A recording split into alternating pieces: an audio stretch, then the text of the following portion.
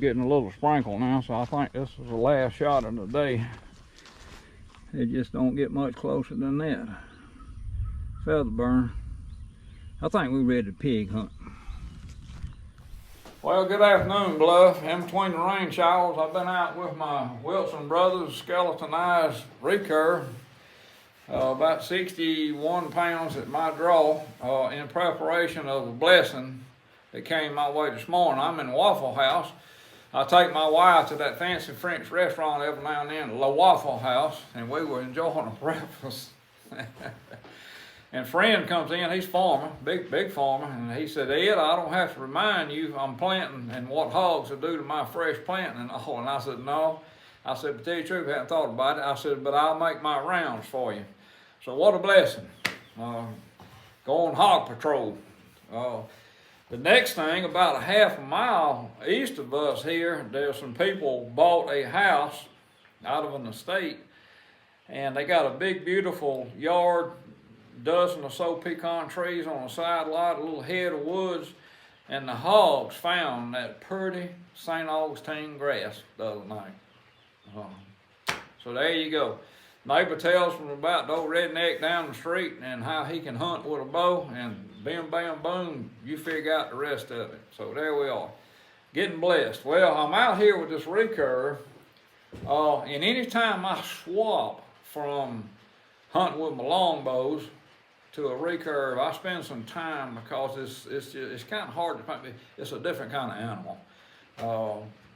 Either way, but here's the bullets. I was shooting a while ago. I shared them few little old shenanigans with you. I shoot 2317s and 2315. This is a 2315, the Eastern Legacy. I shoot aluminum out of these recurves. And people say, well, why don't you shoot carbon? Why?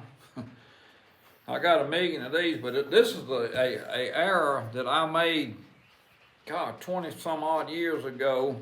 Learned the trick from an old timer. It's got a Magnus, two blade, razor sharp. Matter of fact, this head here is a veteran of taking critters. But anyhow, it's ready to go. Okay, I got the inserts, and inside for 10 inches, inside this 2315 is a 2117. See, us old geezers have known the value of front heavy arrows for a long time. And you say, well, Ed, what is the advantage of a weight forward? Well, I tell you, whether you shoot a heavy broadhead or steel inserts or do stuff like I do here on these, and the only reason I got these is because I've done a half a dozen of them at one time, and I broke one, okay? So I still got 5. I can't explain it. I'm not educated enough to tell it, but when you, especially a hog, a lot of times you don't get a pass through on a hog because they're tough. If you get a little bit forward in that shield, if you hit a rib, in going, out going, whatever, the arrow will stop about right there. But when you add weight to an arrow, the short's going to be, I mean, a lot of people say, well, no, yeah. Well, a bow and arrow is a short range weapon. Okay.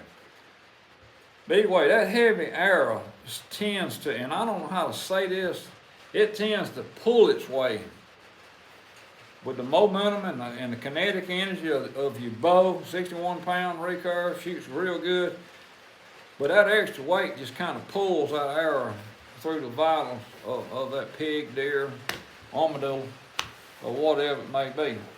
So that's my gist. I'm going to start off harassing these pigs with my Wilson Brothers recurve, 2315, weight forward, Magnus heads. Might put a Simmons on there.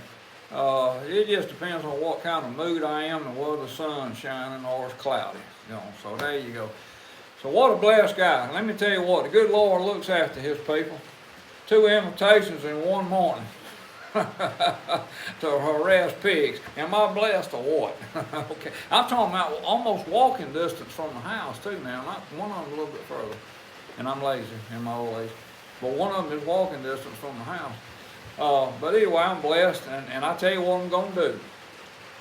After I get through blessing the Lord, I'm going to love my 2 neighbors as myself and help them with that pig problem. Blessed. See you next time. Take care. Love you. Bye.